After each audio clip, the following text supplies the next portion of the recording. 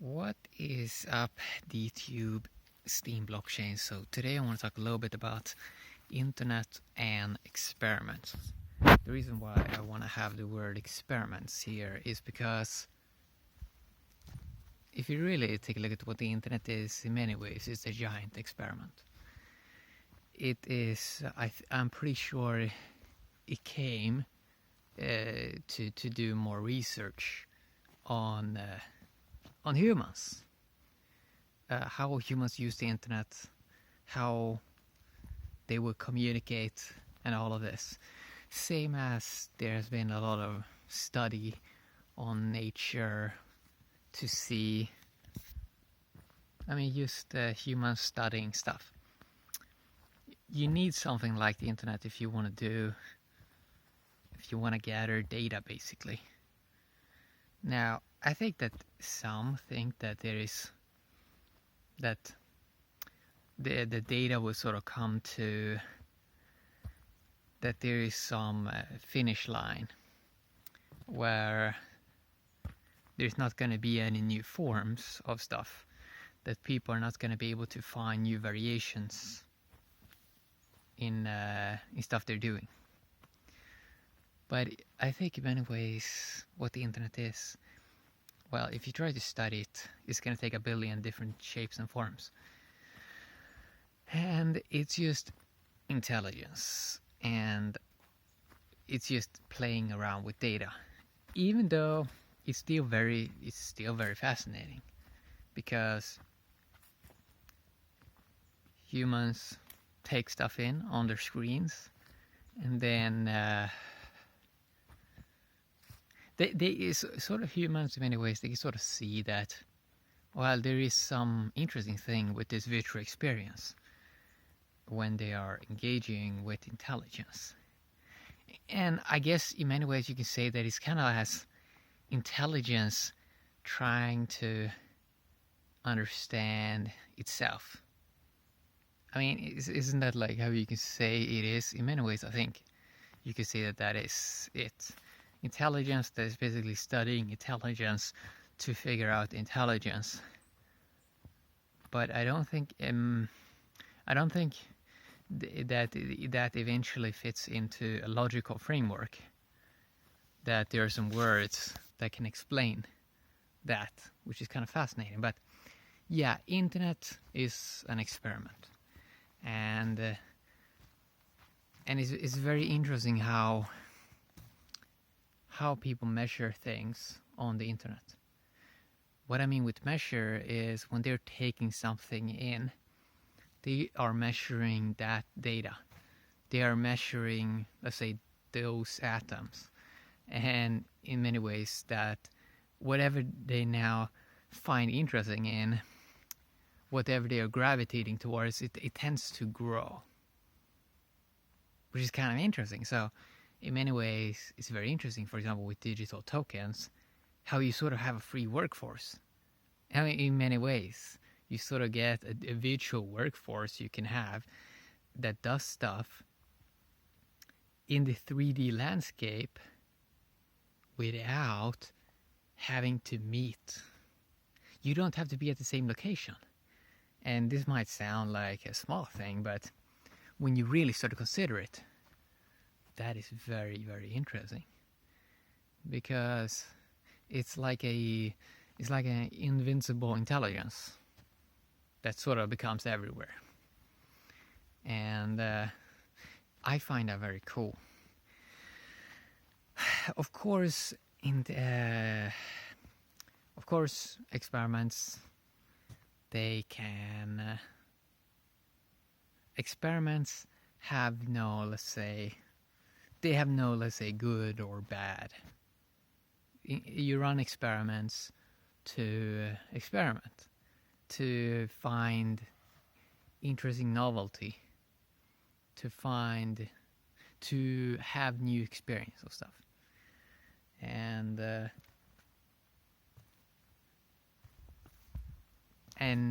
I do detect that it goes faster and faster to be able for a human to basically run their own small test experiments with the internet, especially with better technology. And that's good. That is basically the most logical step you would take. That, okay, we created this internet, but how can we run faster experiments? Well, you basically have to have better open technology that allows people to make their own discoveries.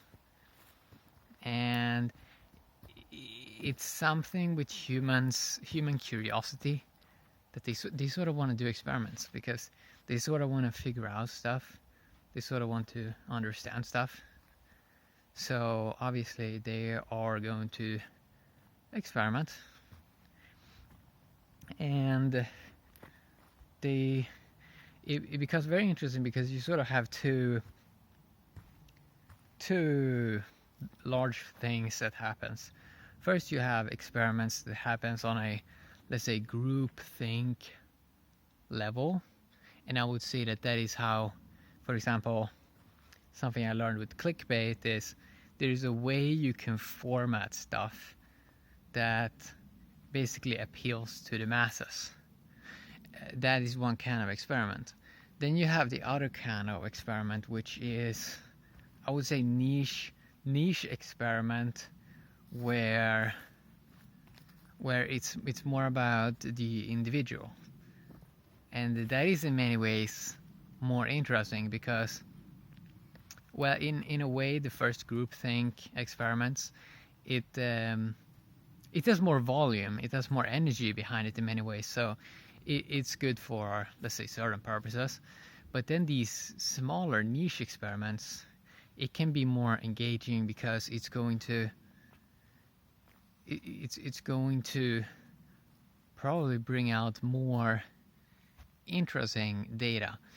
So we see, for example, right now with polls and stuff like that people find it super interesting because, oh, we can figure out what the individuals sort of like, and we can figure out what the masses sort of are interested in, and then you can basically customize this down to niche-based stuff that goes straight down to human level, instead of just knowing what a big group thinks. So I think, yeah, experiments, internet itself is an experiment, and sometimes I feel that people want to make that into, I don't know, they're kind of shocked that it is an experiment. But when you really start to look at it, it makes a lot of sense. It makes a lot of sense. It's an experiment, I think, in seeing if you can use computing power, I think, to understand the universe, which I don't really think, or what I mean with understand the universe is, can you understand intelligence with computing power? As can we do so every single human is running their own sort of experiments, and sort of maybe they discover something new that we didn't know and that is super useful or whatever. It's a way really of looking at it. Can we use computing power to understand intelligence in a deeper way? But what I think is going to happen is going to be use more surface layer stuff. So for example, we can create some AI or whatever that produce so much novelty. So much novelty. But not that it creates any depth of understanding. So in many ways, what comes out of all of these experiments with apps and, I don't know, polls and a lot of social media websites and all of this is, I mean, there's a lot of surface layer stuff. There's not that much deeper layer understanding, because the logical mind always want to put it in a, maybe, let's say, a box. Yeah, that's sort of how I look at it, and humans also find it. Humans are quite easily amused. I think eventually, when the internet becomes a bit more mature, people are they're basically gonna understand intelligence deeper, that they're gonna understand deeper layer that how easy people can be tricked, or how easy they can be entertained.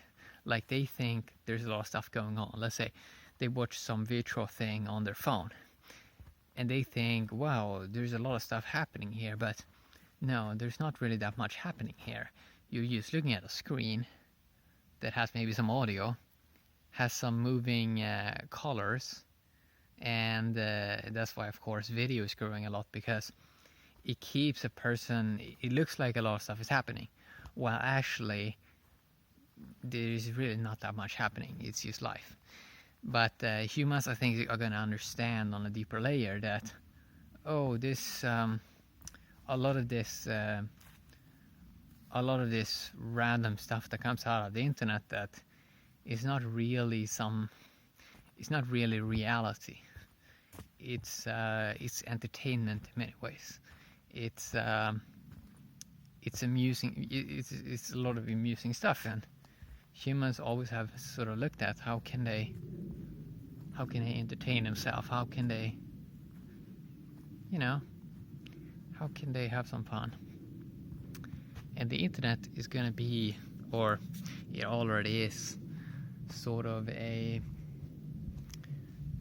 entertainment machine, more than maybe, in some ways I think that they did not know when they created the internet what would sort of come out of that. Maybe they thought in the beginning that people would have extremely intelligent discussions, while actually people are using it in more other ways, let's say, than that much of a focus on, let's say, super intellect discussions. And for example, we see, for example, how humans truly are struggling with comment systems and even just regular discussions. And it's kind of interesting to consider, can we make that better? I sort of have given up on the idea of comment systems to ever work, because humans are there's just so much going on. There's just so much, for example, it's so hard to understand another person's reality, for example, because there's so much with their environment, and the human just have so limited data. So if they see comments, they sort of look at it from their own perspective, and it's very hard. Humans hasn't really learned to look at it from other people's perspective, and combine that also with a lot of scarcity, that people have various resources and people have different goals and desires and all this. It sort of shows a lot how early in many ways the internet is, and that it is a massive experiment in seeing what comes out of that. And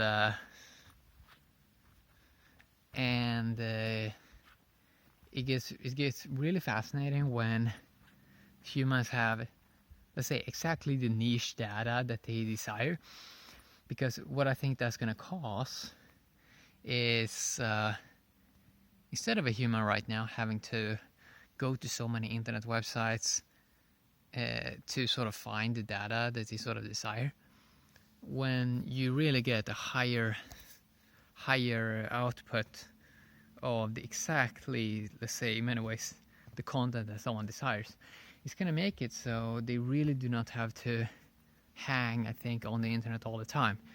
That it really just would be something that goes on sort of in the background. But but a lot of it, it's going to take some time, because education and you just have a lot of stuff going on in the world that sort of slows down a lot of innovation and progress. And in many ways, there's also a lot of stuff that is moving a little bit backwards.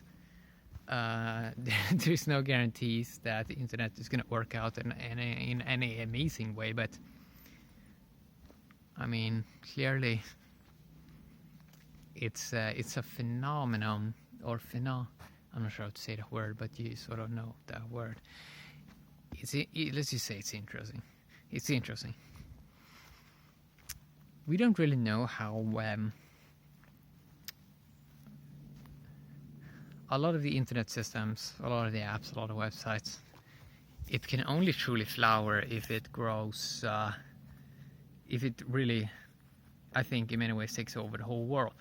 And then you really need advanced technology. There's a lot of factors involved.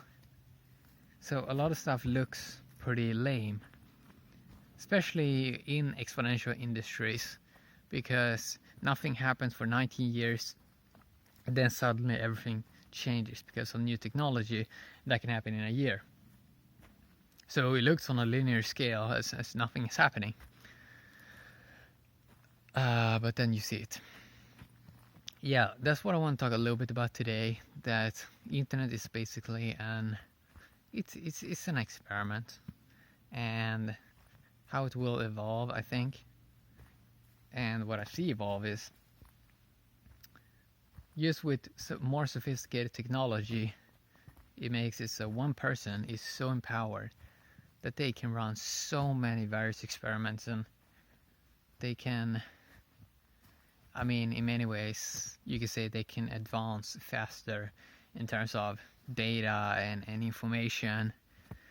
That they have some more, but I think in the long run, you're gonna have even other people are gonna have some AI that can sort of read other people's data, and then eventually, even if someone is advancing much quicker, and it's up to discussion if someone is really advancing with just having more data, but eventually you're probably gonna have some AI that just distributes all the best data, and then everyone sort of have access to the same stuff, and I don't know, it's just interesting. It's just interesting. Yeah,